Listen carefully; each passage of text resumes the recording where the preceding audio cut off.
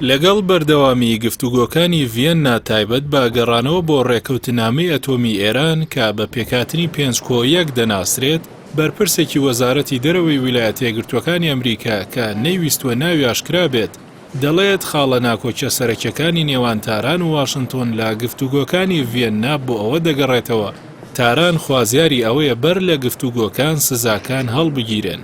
واشنتۆنیش جەخت لەوە دەکاتەوە بەر لە هەڵگرتنی سزاکان پێویستە ئێران ڕێژەی پیتاندن بۆ ئەو ڕێژەی لە ڕێکەوتنامەکەدا هاتووە دابەزێنێتەوە.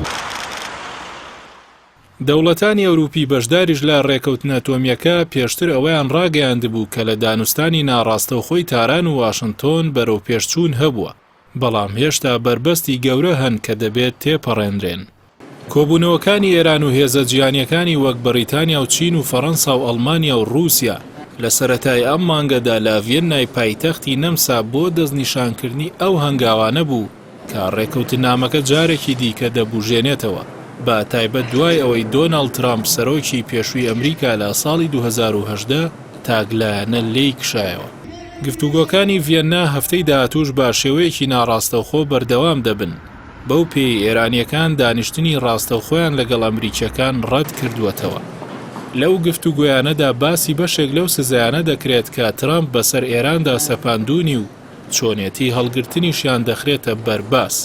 هاوکات باز لەوە دەکرێت بە چ ڕێکارێک ئێران پیتاندنی یۆرانیۆم بۆ ئاستی ڕێپێدراو بگەڕێنێتەوە.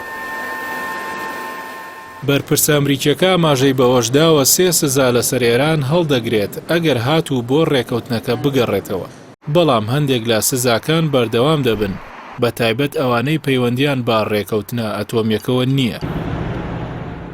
ڕۆژنامەی وول ستریت جۆرناڵ لە 2 سەرچاوە یاگەدار لە ئیدارەی ئەمریکاوە نووسیوێتی ئەمریکا ئامادەیە سزای سەر بانکی ناوەندی ئێران و کۆمپانیاکانی نەوت و گواستنەوەی نیشتیمانی ئێران و کەرتە ئابووریە سەرەکیەکان بە تایبەتی پۆڵا و ئەلەمنیۆم هەڵبگرێت.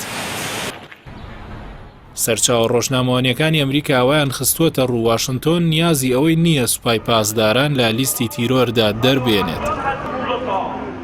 دەرنێنانی هەریەک لە سوپای پاسداران لە لیستی تیرۆر و هەروەها نووسینگەی عەلی خامنەی ڕێبەری باڵای شۆڕشی ئیسلامی ئێران 2 هۆکار و بربەستی ئەنجام نەدانی گفتوگۆی ڕاستەوخۆن لە نێوان واشنتۆن و تاران. واقعی کلمه دشمن است و دشمنی میکنه و خباست میکنه آمریکاست. چاودێران لەو باوەڕەدان وڵاتانی ئەوروپی خوازیاری ئەوەن گفتوگۆکانی ڤیەننا تانیوەی مانگی ئایار بگەن ئەنجام، بەر لەوەی چاودێری ناوەندە ئەتۆمیەکانی ئێران لەلایەن ئاژانسی نێودەوڵەتی وزەی ئەتۆمەوە کۆتایی پێبێت و هەڵبژاردننی سەرۆکایەتی ئێرانیش لە 18 حوزەیرانی داهاتوو ئەنجام بدرێت.